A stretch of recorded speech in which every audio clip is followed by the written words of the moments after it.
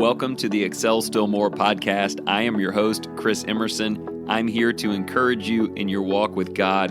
Thank you for joining in. Today's podcast is sponsored by a wonderful company, Creation to Revelation. This group of Christians believe it is extremely important that we teach the Word of God to our kids.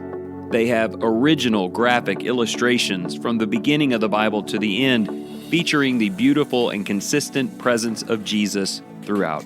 You can explore all of that at creationtorevelation.com. I'm so thankful you're here, so let's get started. Hey, it's great to have you listening in today. Several weeks ago at the Lindale Church, I shared a lesson where I invited every person in the room to ask themselves an important question. Am I an asset in my family, in Christ's church, and among the world? It didn't really occur to me that week that I needed to share that content with you, but some important things have happened since. First of all, I've had a couple of opportunities to counsel people, and we walked through this asset versus liability construct and what it means for you to be exposed to others over time, and what you're building with your usage of that time. So I started to find the idea applicable in one-on-one discussions. And then probably more important than that, I'm sitting on my couch in my home last night thinking, every evening I'm here with my family. As these days and weeks and years pass, what kind of an effect does my presence have on them? And if the Lord continues to answer our prayers and give us time together, what is that going to mean for the people that I love? And even broader than just in my home, what is the meaning or impact of my life on everyone that God chooses to put around me?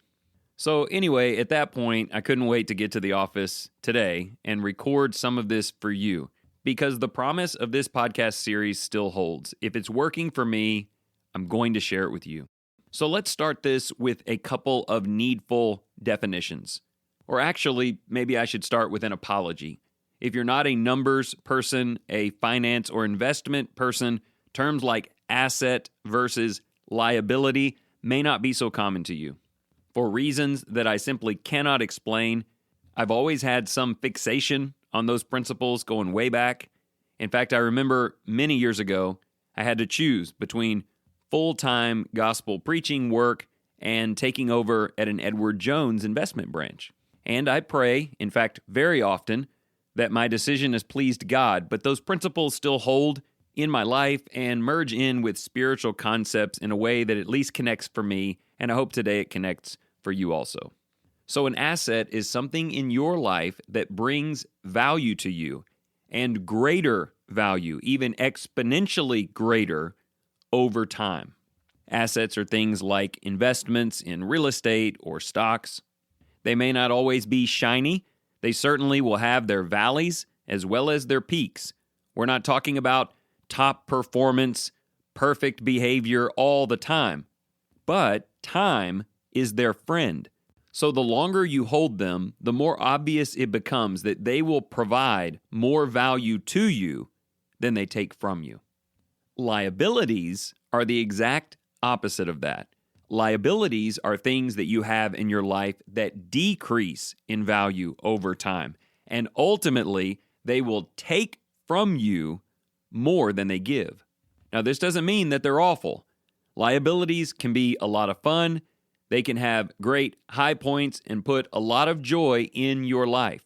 But as the truest metric of value unfolds, time, they tend to pull you down instead of lifting you up.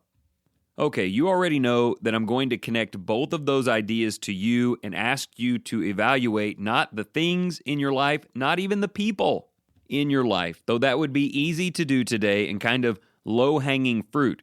Instead, I'm asking you to assess what you are as a presence in the life of the people around you. The longer they are exposed to you, the more time that passes, are you of increasing value to them in their lives and in their walk with God? Or do you begin to draw value away? As your family and fellow brothers and sisters in Christ, and neighbors spend more and more time with you. Who does the giving and who does the taking? That's the major difference between assets and liabilities. Over time, liabilities take more than they give, and assets are constantly giving more and more than they require. Today, I want to help you understand 3 things that will, in fact, make all the difference in the world and will help you move from wherever you are on this spectrum to an even better place. But I need to hit the pause button on that and tell you the following. Everyone, in any moment in time, can be an asset or a liability. I am both. If you catch me on the right day, I'm bringing tremendous value to my friends. If you catch me on the wrong day, I am no good for anyone else who happens to be in the room with me. Just like I said about stocks, even good ones have down days, and even the most diminishing liabilities have their bright moments. So it is with you and me. There is nothing in today's discussion about perfection, about always being the brightest light in the room, always holding back your words to say only what is needed, always being in a good mood because I need to be an asset and I don't want to draw people down. That is not what this is about. To take you back a week to the episode from last Monday, do not let that broken soundtrack play in your mind. You may already be there. You are 6 minutes into this episode and you're thinking, I'll never be an asset. I have too many failures. I make too many mistakes. I've done too much. All I can say to you about that is same. But 2 things. God has given me time to affect people. That time is not up yet. And ultimately, the greatest impact I can have on my wife and kids, on my fellow brothers and sisters in Christ, and on my neighbors that we play Little League with will be established over time. Not one moment, not one high point or low point, but the kind of relationships we foster day after day, Sunday after Sunday, season after season. And if you're still not buying that you can be a tremendous asset, just remember, the mercies of the Lord are new every morning, and changed behavior on your part will trigger compassion on the part of good-hearted people around you, and they're pulling for you to be a bright spot in their lives, and it can begin to change the entire picture very quickly. However, being an asset in those relationships requires you to understand some things. And I'm warning you about that today because you might be tempted to go out and just do better. Go do something nice for your spouse today. Text a neighbor and apologize for something. You might try to just start being super valuable and change everything, but it probably won't work. Not in the long term, unless you fundamentally understand 3 basic concepts about being valuable in the workings of God and in the lives of others. Okay, number 1, and I will put this in the form of a question you would ask yourself. Do I understand my need for God to sustain and restore me? In other words, do you understand how much you need God in your life every day in order for you to be of value for God in the lives of others? I mean, I can't go out and be this great light in other people's lives if there is a darkness in me. It's kind of like a lump of coal trying to be a diamond in the lives of others. You know, the carbon in coal under pressure can convert into the form of a diamond, but you can't be for someone else what you have not already become in and of yourself. You want to be a diamond for others? Become a diamond, and then it will happen naturally. Otherwise, you're just forcing it, and any perceived value is just temporary, which is true of liabilities. We want to be valuable over time. If you understand that, then every day of your life, you need the Lord. There must be time to pray. There simply must be, as my buddy Ben Lee says, time alone with God. I mean, Jesus was the best, doing the best work in the best ways, and he still took time out of the middle of his day to go be alone and commune with his Father, to draw strength from the Lord so that he could be strong for others. You probably know what's coming next. You need the Word. You must hear from God every day. Let him reveal himself to you, his will for you. Let him invigorate you with a sense of redemption and purpose and direction. Because look, when God is sustaining you, when he is forgiving you, redeeming you, teaching you how valuable you are, and you feel that value, you know that you belong to him. You have just become someone. You have become a child of God living a life of victory and peace and hope. How impactful do you think that person will be in the lives of their family, or the church where they worship, or even amongst, as Jesus taught, the people in the world who just need to see the light of Christ? You can't give people what you don't have. But when you do truly have it, the light of Jesus in you, it becomes nearly impossible to hide. In other words, you start becoming an asset automatically, naturally, or maybe I should say supernaturally. I really hope that first point resonates with you, because there are wonderful Christian people who want to be of value in everyone's life, but they fail to take care of their own spiritual, mental, physical needs. It's great to be a wonderful servant. There are ladies I know who would burn their last ounce of gas driving someone where they needed to go, even if it meant they had to walk home collapsing on the way. There are men who work tirelessly in their jobs to provide for their families, even if it means great sacrifices in their own life. But just be careful, because none of that is going to matter in the long term if you run out of God in your heart and in your life. Let him sustain and restore you every day. All right, so the second thing I want you to ask yourself, do I understand my power to influence the people in my life? Look, some people understand that answer naturally, but for so many others, I just wish they knew. I wish you knew how important you are, how the things that you do and say, your facial expressions, your choices, they have an imprint on other people.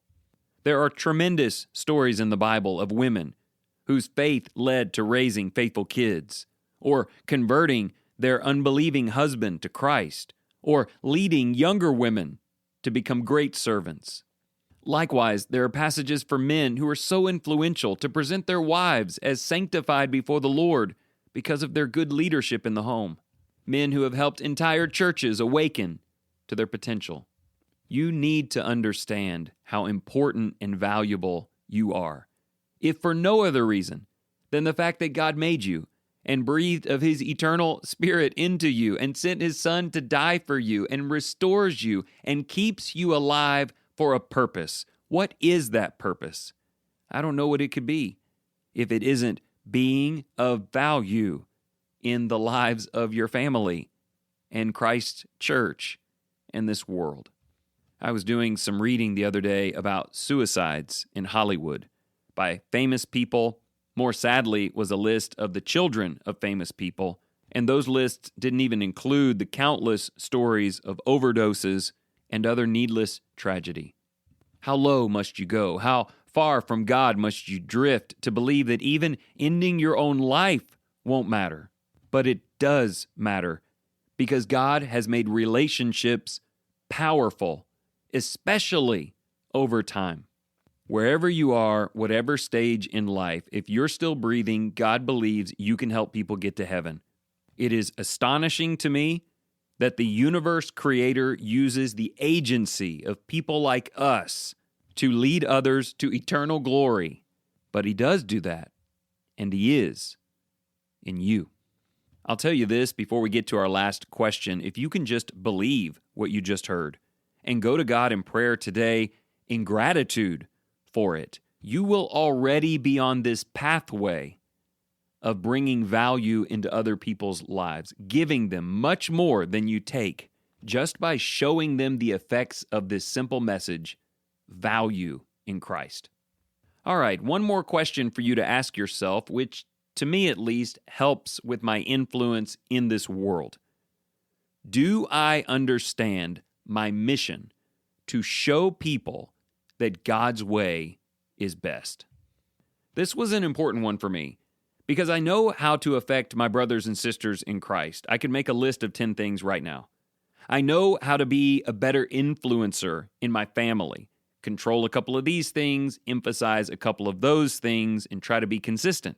But if you asked me, how am I to be a light in the world, among my neighbors, among the people that we play ball with or run into in the store?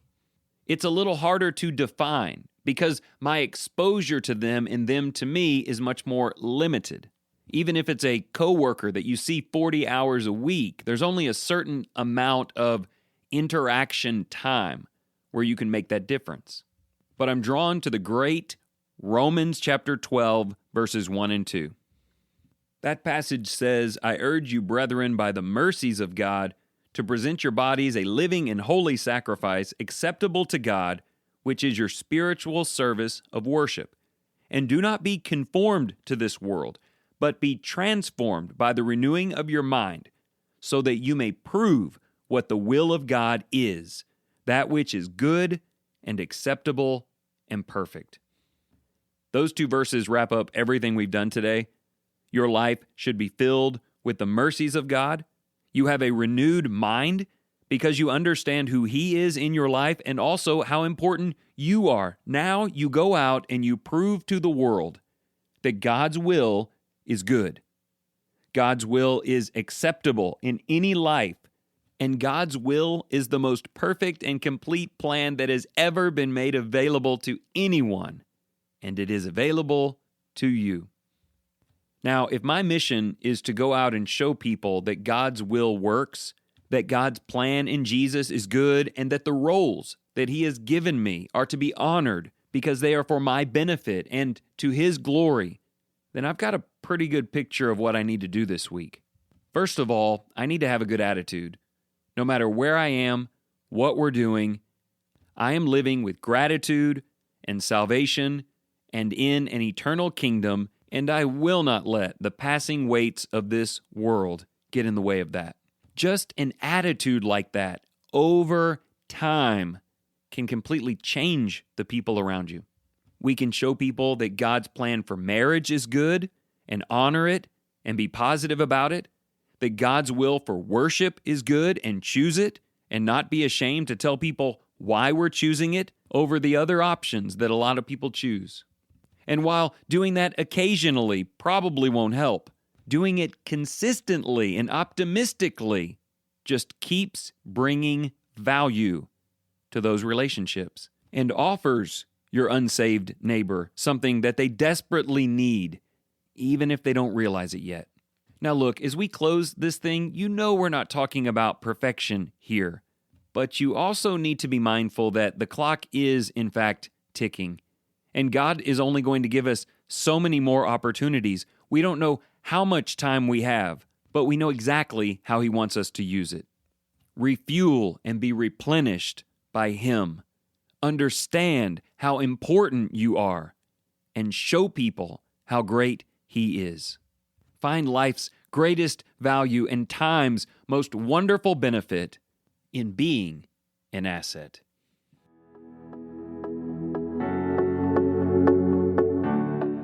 Thank you so much for joining in today. If you enjoyed this program, consider sharing it with your family and your friends.